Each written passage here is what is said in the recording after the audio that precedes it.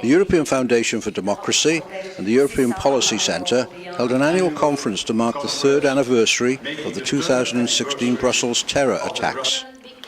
3 years after the Brussels attacks, radicalisation leading to violent extremism and terrorism continues to pose a serious challenge to the EU and other governments.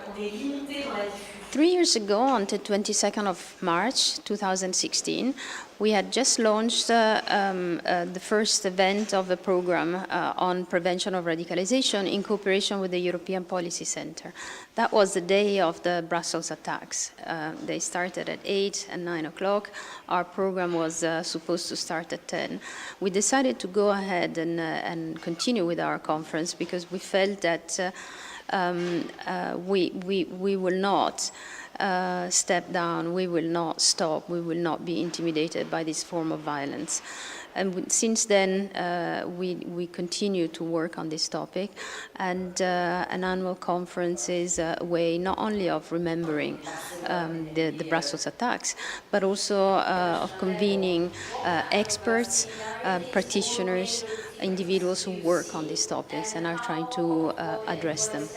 My message mainly was that France had been ahead of the curve when it comes to radicalization. Now we've learned a lot from our trial and our process, developed a new public policy preventing radicalization with a whole of government approach, a whole of society approach, and we hope a whole of international community approach, especially counting on an agreement shortly in Strasbourg at the European Parliament on the European legislation on the takedown of terrorist contents within an hour.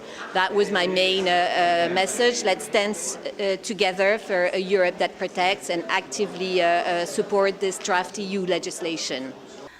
A lot has been achieved, a lot more needs to be done, partly because the phenomenon is so incredibly complex and sensitive, and there's no black and white answer. What we've seen with the Christchurch attacks of last week, we're not facing just one type of terrorist, not one type of violent and totalitarian ideology. White supremacism, terrorism is a threat, is a reality, and it's nothing new to those who've been working on these issues and in this area. The phenomenon of reciprocal radicalization is very real. I would say that the underlying element is the role that ideology, particularly totalitarian, violent ideologies, play in radicalization processes.